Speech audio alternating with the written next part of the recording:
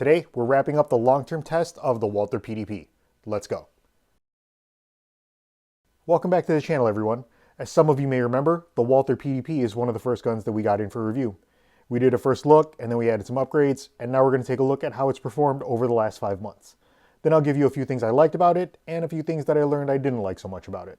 Before we get started, I did want to mention that I will be linking all of the PDP videos in the description below, as those will go into more details about the PDP and the upgrades that it's got. This video is going to be more of a recap of its performance and my overall impressions of it. Now, a quick reintroduction to the PDP. It's Walther's flagship handgun with a polymer frame and a striker-fired action.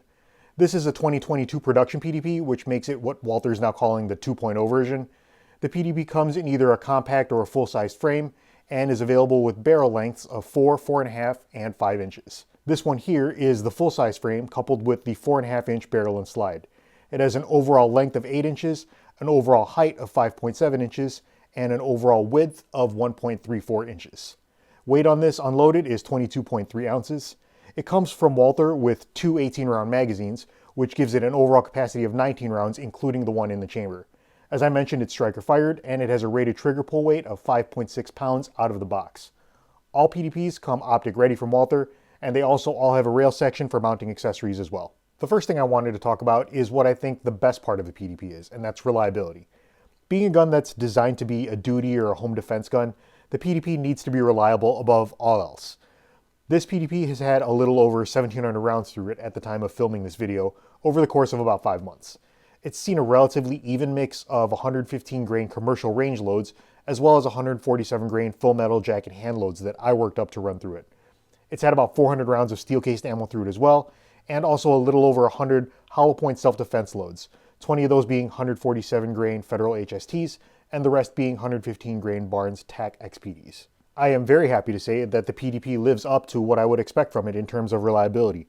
At one point after that initial impressions video, I ran almost 1,000 rounds through it without cleaning it, including all 400 of those steel case rounds, to see if it would affect operation at all.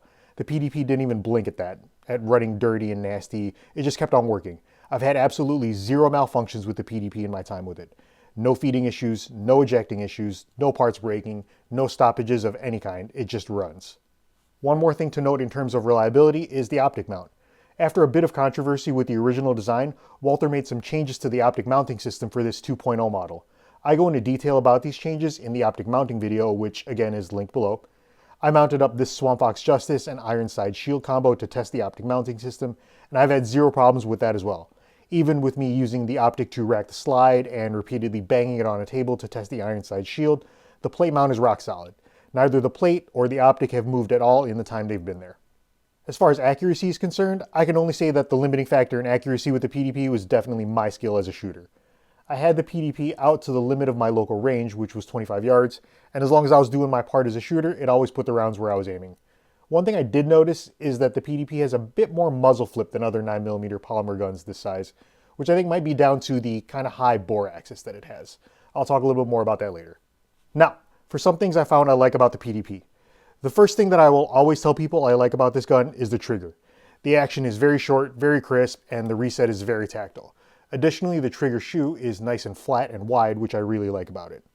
One thing I wanted to call out is the trigger pull weight. It came out of the box a little over 5.5 pounds for me, but it's definitely lightened up as it's broken in, so I want to do a quick test for you guys to see exactly what it's at now.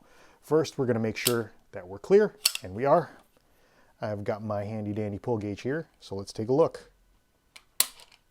That one is about 4.5 pounds. That one is just under 4.5 pounds. That one is just, I think, right at 4.5 pounds. So all in all, about 4.5 pound trigger, which is a pound less than stock, and I think that's doing really good. The last thing I like about the PDP is the shape of the grip. It takes some getting used to, but it's very ergonomic when you do get used to it. It's a great shape for my hand. It's got the right width for me, and with this medium back strap, it's got a great length of pull for me as well. Now, not every gun is perfect, and there are definitely some things about the PDP that I learned I didn't like as much after spending some time with it. I previously mentioned the high bore axis of the PDP and the resulting muzzle flip versus other guns this size. That's probably the first thing I would list as something that I found I didn't like. Again, this could be mitigated with proper shooting technique or maybe even a compensator.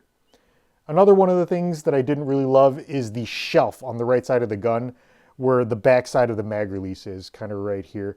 I know that this is there so that the mag release can be flipped left to right for left-handed shooters, but I found that it really digs into my finger and knuckle when I'm shooting, and it gets kind of annoying over the course of a range day.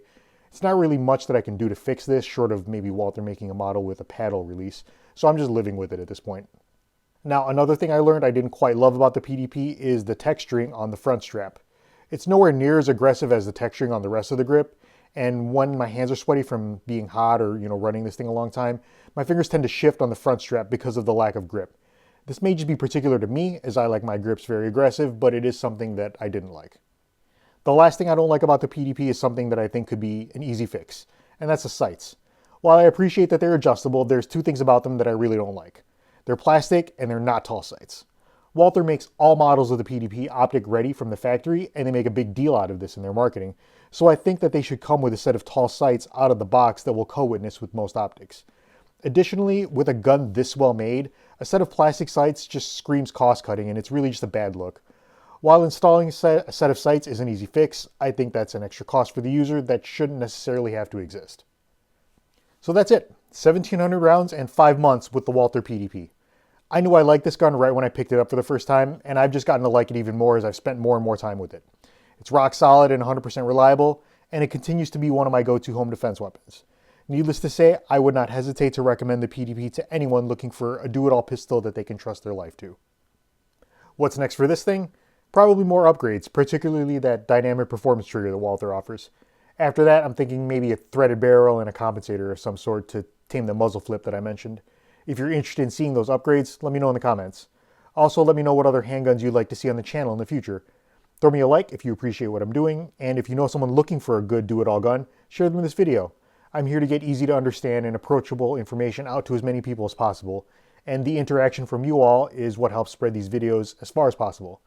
Also, don't forget to check the description, where you'll find a link to the blog where I keep links to everything I mentioned in this video. That's all I've got for you this time, so until next time, stay safe.